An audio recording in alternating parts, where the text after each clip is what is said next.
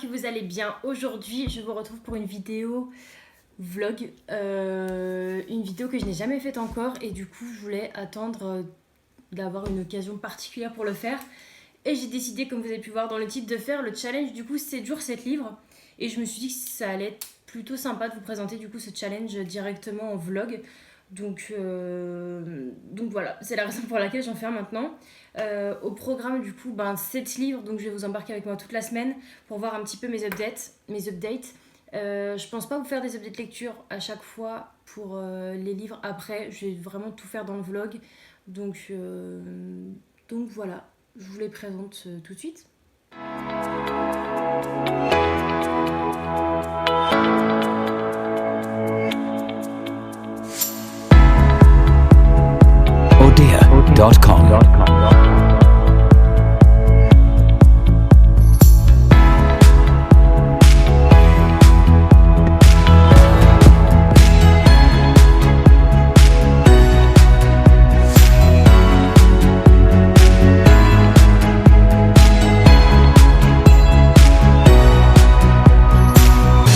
Odia.com.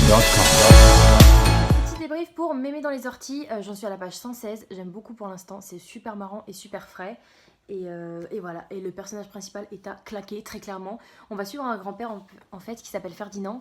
Et c'est un grand-père qui se laisse un petit peu mourir entre guillemets, dans le sens où il se lave plus, il fait plus à manger, il sort plus chez lui. Il vient de perdre sa chienne, donc il a perdu très honnêtement toute notion de vie.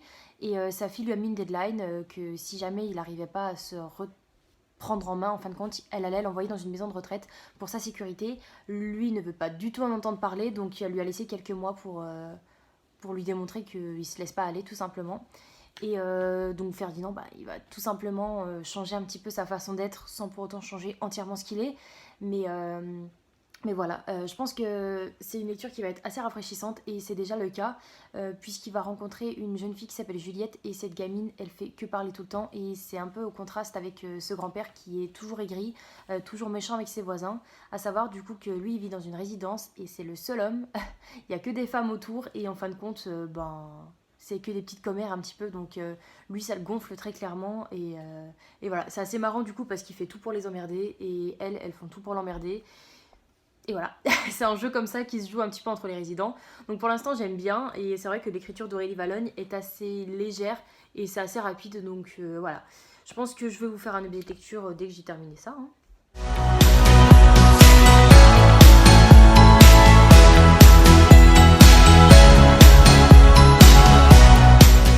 Terminé Mémé dans les orties et franchement c'était une super bonne lecture, j'ai adoré, c'était vraiment marrant et il y a une très belle morale à la fin, donc je vais peut-être reprendre les termes que j'ai vus tout à l'heure, mais c'est vrai que c'est une lecture qui est rafraîchissante et c'était super drôle de A à Z, donc franchement je vous le conseille à 300% parce qu'il est vraiment génial et je crois que ça va faire partie du coup cette année Aurélie Valogne va faire partie des autrices que j'aime beaucoup. Vous voyez les moustaches de mon chat. Attends. Bref, Aurélie Valogne va faire partie du coup des autrices que j'admire dans le sens où les romans sont toujours feeling good et mine de rien ça fait du bien d'en lire, surtout que quand je le lis on est en confinement, mais ça fait du bien du coup de se mettre ailleurs et de voyager entre guillemets, donc je le recommande tout simplement. Sinon ce soir je pense pas relire un autre livre parce que oh mais c'est pas vrai, il met toujours sa tête, tu peux pas regarder ailleurs, il est chiant. Ce soir du coup donc ouais je pense pas relire parce que je vais regarder Twilight 2 parce que il le passe tous les lundis et c'est mon éternel adolescence qui adore Twilight, donc je vais regarder ça et sinon je vais me mettre un peu sur la Switch et faire à manger et voilà, je vous retrouve demain pour ma prochaine lecture.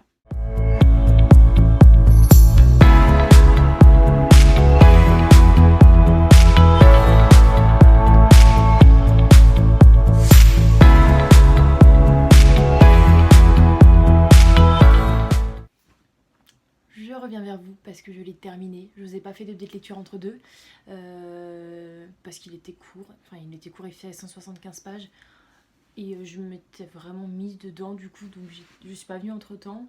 C'est une petite claque comme prévu. C'est pas un coup de cœur, c'est pas un truc qui m'a énormément touchée, qui était super émouvant non plus.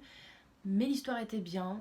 On suit du coup vraiment le chien, donc on est dans la tête du chien pour le coup qui s'appelle Ludwig. Et, et c'est pesant comme ambiance, c'est très pesant. Il va suivre sa maîtresse de A à Z, franchement, il va pas lâcher du tout le fait de vouloir la retrouver. Il va vivre des choses vraiment atroces, tout comme sa maîtresse les vit d'un côté. Et on s'aperçoit qu'à cette période, en fait, les êtres humains pouvaient être aussi cons envers eux qu'envers les chiens, enfin envers les animaux en général. Donc voilà, c'était une lecture plutôt bonne, on va dire, même si c'est bizarre de dire que c'est une bonne lecture en cette période. Moi, c'est vrai que les romans historiques m'intéressent quand même beaucoup. Là, c'est un petit peu plus romancé, mais j'ai quand même bien aimé ma lecture. Heureusement qu'elle était courte parce que à la fin, genre, il se passait des trucs, tu te disais, mais c'est pas possible, genre, ça va jamais s'arrêter, c'est infernal. Là, du coup, je suis contente que ce soit terminé. C'était court et c'est pas plus mal parce que je pense qu'il y a beaucoup d'émotions qui reviennent avec un historique comme celui de l'Allemagne, ce qui s'est passé et tout. Mes chats sont en train de se battre, ils foutent un bordel. Bref, donc voilà, donc j'ai bien aimé et je vous le recommande. J'aurais peut-être préféré avoir un petit peu plus d'émotion, on va dire, même s'il y en avait quand même, hein, c'est pas le souci. Mais c'est vrai que le lien entre le chien et la maîtresse, j'aurais aimé qu'ils soient encore un peu plus intenses. Bon, après, c'est vraiment léger ce que je demande, mais quoi qu'il arrive, ça reste quand même une jolie lecture et un beau message d'espoir, on va dire, donc c'est très très bien. Donc voilà. Du coup, là, il est 20h30 et quelques, donc je ne vais pas relire un autre livre. Demain, je travaille. Et il y a une nouvelle série qui est sortie sur Netflix, je crois que ça s'appelle Mes premières fois. Et du coup, j'ai commencé à regarder avec mon copain hier et c'était vraiment trop marrant. Du coup, on va continuer ce soir et je pense que je lirai sûrement demain soir.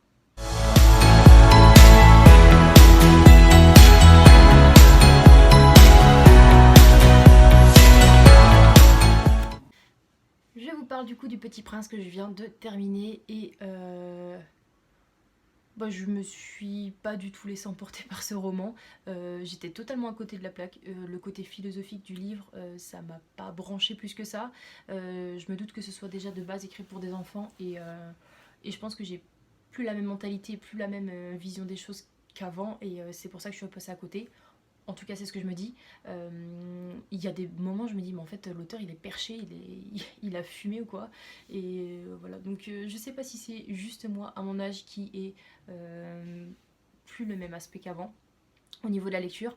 En tout cas, je sais qu'il y a beaucoup de personnes qui l'ont aimé en étant petit, donc dites-moi pourquoi vous l'avez aimé, ça me permettra un petit peu de me faire une idée, parce que là, du coup, j'en ai aucune idée et je suis passée totalement à côté du côté...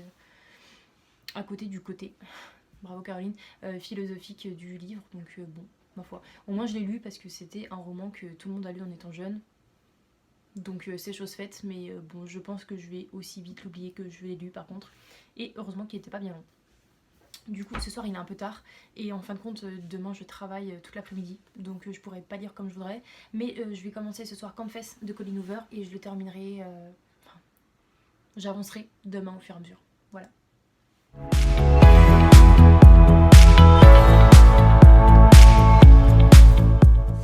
Du coup, je reviens vers vous un petit peu tard pour vous faire un petit débrief sur Colleen Hoover, Confess de Colleen Hoover.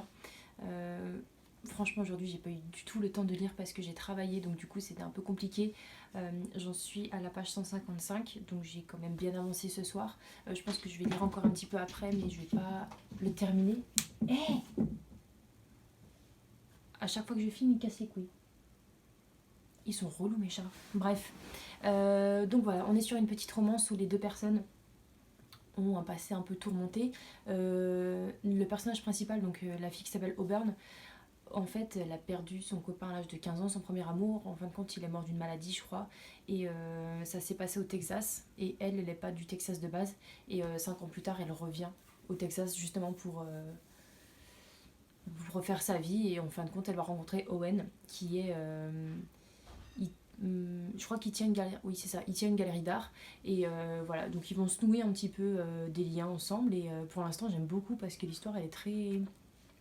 ça se lit assez vite, donc autant j'ai pas énormément de temps de lire, autant ça se lit vite, donc ça c'est un bon point parce que bon, si c'était en plus super long ça aurait été un peu casse-couille. Donc là pour le coup j'aime beaucoup, donc je vais voir ce que ça donne pour la suite. Je vais lire un petit peu ce soir, je pense pas revenir vers vous ce soir, mais je vais lire ce soir et j'espère pouvoir réussir mon challenge parce que du coup je commence à prendre du retard. reviens vers vous parce que j'ai terminé Confess de Colleen Hoover et franchement c'était un gros coup de cœur. Autant je lis jamais de romance, autant là c'était vraiment genre ce que j'attendais et c'était vraiment trop génial. J'aime de plus en plus l'écriture de Colleen Hoover et par chance j'ai encore un livre qui m'attend dans sa palle, enfin dans ma palle. Et voilà, franchement dans ce roman on trouve de tout. On a la haine sur certains personnages. On a beaucoup de sentiments entre les personnages, il y a beaucoup de sacrifices qui sont faits et comme son titre l'indique, il y a beaucoup de confessions et il y a beaucoup de secrets. Donc voilà, moi j'ai beaucoup adoré. Je pense que pour l'instant c'est le livre de Colleen Hoover que j'aime le plus parce que vraiment j'ai accroché de ouf avec les personnages, ils sont tous super bien et le personnage d'Owen du coup il est vraiment génial quoi, c'est vraiment le mec qu'on aimerait avoir pour le coup. Donc je suis super contente de l'avoir lu, même si j'ai un petit peu de retard du coup sur ma semaine. Vu que j'ai travaillé un petit peu, c'est vrai que c'est compliqué d'enchaîner les livres. Donc là du coup je viens de le terminer et je vais commencer celui-là du coup, Marquise. On voit pas trop avec le reflet du soleil. Bref, je vais commencer celui-là parce qu'il a un petit peu plus de 200 pages, donc je me dis que je pourrais arriver à le lire un peu plus facilement. Donc je reviens vers vous pour faire un petit update là-dessus.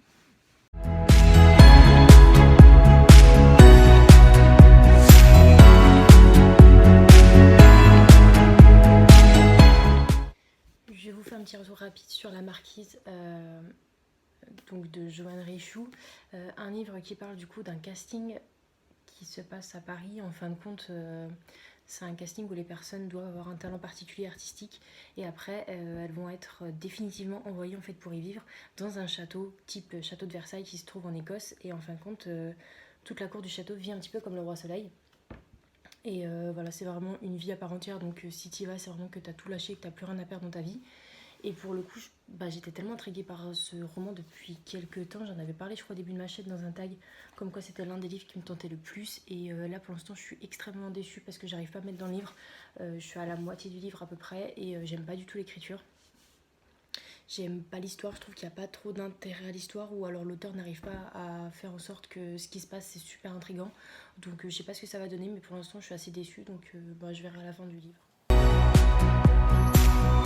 Odia.com.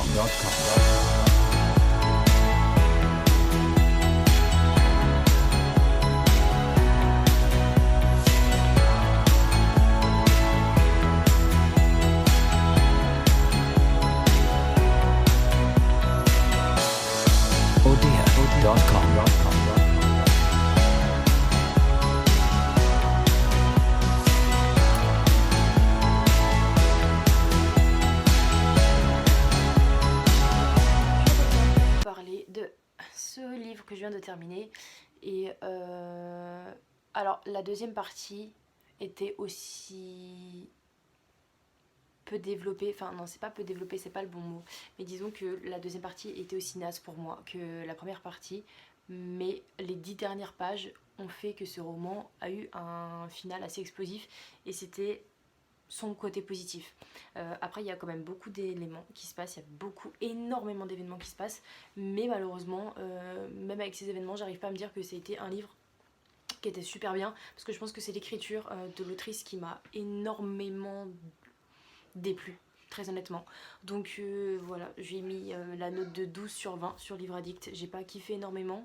Après pour les personnes qui sont en recherche de suspense et avec une fin de ouf, par contre allez-y parce que la fin elle était vraiment énorme et je crois que c'est la fin qui a fait augmenter la note, sinon j'ai pas kiffé plus que ça. Donc voilà. Et du coup je vous ai demandé sur Instagram si ma prochaine lecture devait être Rosen ou Moi Simon et vous avez voté à 67% pour Moi Simon 16 ans Homo sapiens, donc je le commence tout de suite. Odia.com.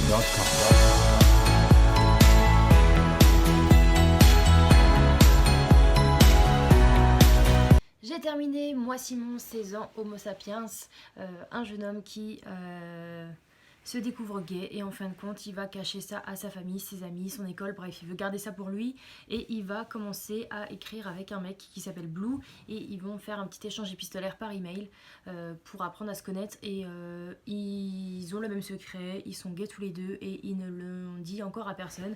Donc on va suivre cet échange de savoir s'ils ont des petits conseils sur leur coming out, ce genre de choses et tout.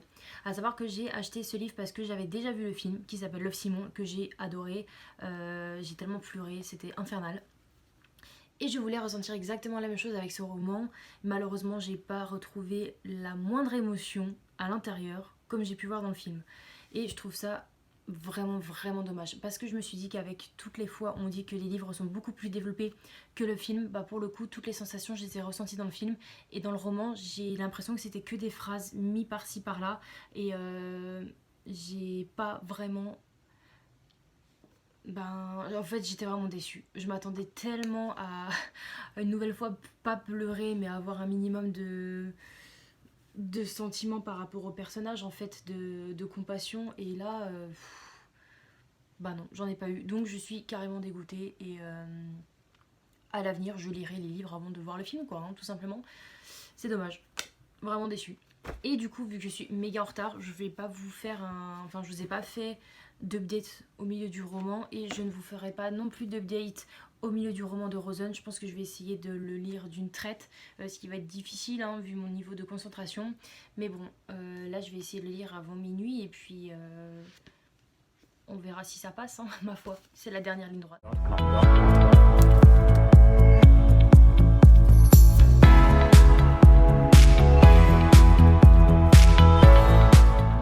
Pas la meilleure qualité du monde en vue de la nuit qui est tombée malheureusement donc je suis désolée d'avance. Du coup je reviens parce que j'ai terminé Rosen.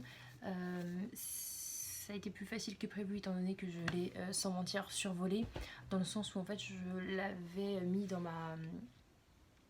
ma palle de cette semaine parce que je voulais lire le tome 2 et je me rappelais plus du tout de quoi ça parlait en fin de compte et en commençant les chapitres donc j'ai lu à chaque fois presque un chapitre sur deux.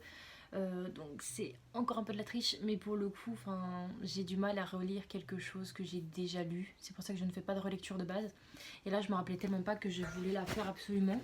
Quoi qu'il advienne je sais de quoi ça parle maintenant, je me rappelle donc du coup je pourrais lire le tome 2 pour faire un petit débrief. On est au Moyen-Orient et en fin de compte on suit Rosen. Rosen c'est une djinn et en fin de compte le peuple des djinns était en guerre on va dire avec le peuple des Dagnir et des années plus tard en fait à l'époque au temps de Rosen ça continue toujours ces rivalités et en fin de compte pour pouvoir apaiser les deux peuples Rosen et ses deux sœurs vont être envoyées par leur père dans la famille des Dagnir pour pouvoir se marier, faire des alliances et par la suite retrouver la paix entre guillemets.